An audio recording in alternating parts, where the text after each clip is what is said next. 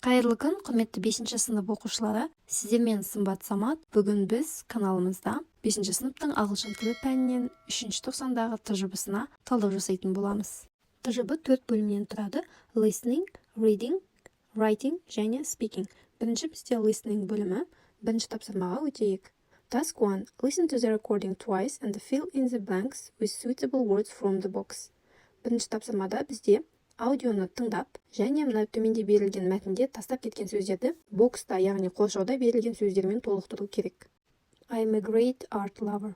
I look at beautiful paintings and sculptures, and I wish I could be artistic. I can't draw or paint to save my life. I wonder why some people are so talented and can create amazing pictures when other people like me can't even draw good mathematic figures.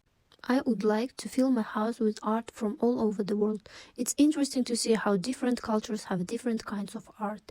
There is nothing better than visiting art galleries when you go to another country. I prefer more traditional art. I don't really understand a lot of modern art. I look at an exhibit of a pile of bricks in a museum but can't see how it's art. I always laugh when my children say, "Daddy, I can do better than that." I often think they can.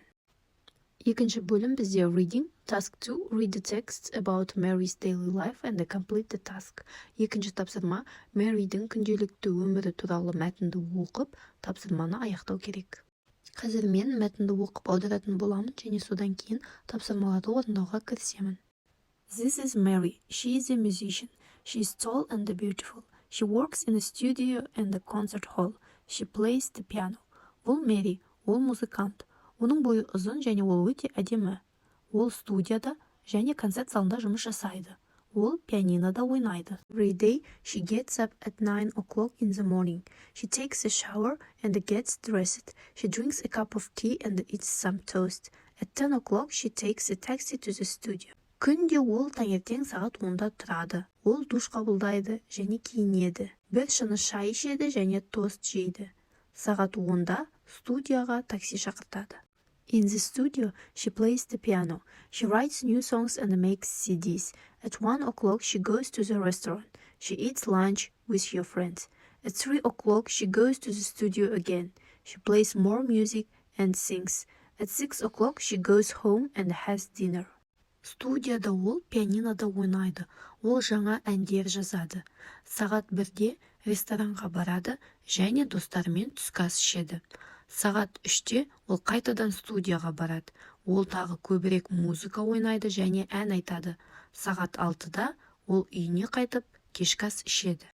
She goes to the concert hall at 8 o'clock. She plays her music for lots of people. They like her songs. She goes home at 11 o'clock. She is very tired and she goes to bed. Ол концерт залына сағат 8-де барады. Ол өзінің музыкасын көптеген адамдарға орындап береді. Олар оның әндерін ұнатады. Сағат 11-де ол үйіне қайтады. Қатты шаршап, ұйқыға жатады. Мәтінді оқып аударып алдық, енді астында берілген тапсырмаларды орындаймыз. Екі тапсырма берілген. Бірінші тапсырма Task 1. Answer the questions. Сұрақтарға жауап беру керек. Бірінші сұрақ. What kind of instrument does she play? Ол қандай музыкалық аспапта ойнайды?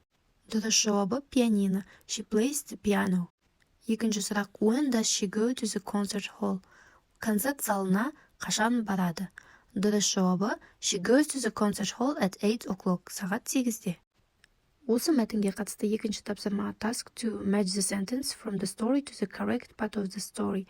Төменде берілген 3 сөйлем мәтіннің қай бөлімінде, басында, ортасында, аяғында айтылғанын анықтауымыз керек. Біріншісі beginning, басында. She works in a studio and a concert hall. Екіншісі middle, ортасында. She eats lunch with her friends. Үшіншісі ending, соңында. She is very tired and she goes to bed. Келесі бөлім бізде writing. Task 1. Choose one of the topics below. Follow the tips for writing. Төменде берілген екі тақырыптың біреуін таңдап, олардың астында берілген сұрақтарға жазбаша түрде жауап жазу керек. Topic 1. Music and art. Бірінші тақырып музыка және сурет. Бұл тақырыпқа берілген сұрақтар: Do you like music or art? Why? Сен музыканы немесе суретті жақсы көресің бе? Неліктен? What kind of music or art are you interested in? қандай музыкаға немесе қандай суретке қызығушылығың бар? Have you got a favorite singer or artist? Who? Сүйікті әншің немесе суретшің бар ма? Ол кім? Және төменде example деген жерде қалай жауап беру керектігі мысал ретінде көрсетілген. Topic 2. Fantasy World. Екінші тақырып ғажайып әлем. Оның сұрақтары: What will your fantasy world look like? Сенің ғажайып әлемің қалай? Where would you like to travel? Where is it located? Сен қайда саяхаттағың келеді? Ол қайда орналасқан? Why will you choose this place? Неліктен сен бұл жерді таңдайсың? Мен бұл тақырыптың екеуіне де өз ойымша жауап жаздым. Сіз осыған қарап, осыны үлгі ретінде алып, өзіңіз туралы, өзіңіздің сүйікті, мысалы, музыкаңыз немесе суретіңіз туралы жазсаңыз болады, немесе өзіңіздің ғажайып әлеміңіз туралы. Менікі мысал ретінде көрсетілген. Осымен бізде writing бөлімі аяқталды. Енді speaking. Task 1. Choose one of the pictures below and describe it. The following questions will help you to organize your speech. Сөйлеу бөлімінде біз төменде берілген суреттердің біреуін таңдап, оны сипаттауымыз керек. Және мына жерде 5 сұрақ берілген. Осы 5 сұраққа жауап беру арқылы сипаттап айтуға болады.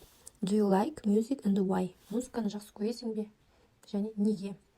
Сол сияқты суретті жақсы көресің бе? Неге? Оқуды жақсы көресің бе? Кітап оқуды неге? Деген сияқты сұрақтар берілген. Мен суреттердің бірнешеуіне мысал ретінде жауап беріп кетейін. Мысалы, бірінші сурет музыка туралы. Do you like music and why деген сұрақты жадымызда сақтап, суретке қарап біз сипаттама жасауымыз керек. Ендеше кеттік. I like listening to music very much. Music is a good way of relaxation. I listen to music every day. I listen to music doing my homework, walking somewhere, and etc. Music is a good way of relax. When I listen to music, I feel myself in a good mood. And when I listen to music, I feel myself like in another world. Келесіде мен төртінші суреттегі reading a book тақырыбына сөз қозғағым келіп тұр. Ендеше кеттік. I like reading a book. Reading is my hobby. By reading, I improve my memory, reading and the speaking skills. I think it is very useful hobby. I often read fantasy books. So when I read, I feel myself like in a fantasy world. Міне менің мысал жауаптарым осындай. Сіз өзіңіз қалаған тақырыпқа жауап берсеңіз болады. Бірінші суретте бізде музыка жайында, екінші сурет салу, үшінші сурет армандау немесе түс көру, төртінші сурет бізде кітап оқу, ал бесінші сурет ғажайып әлем деген тақырыптар. Ендеше іске сәт. 490-дағы ТЖБ-БЖБ-ларды жіберіп алмас үшін каналға тіркеліп, видеоларыма лайк басуды ұмытпаңыздар. Көп-көп рахмет.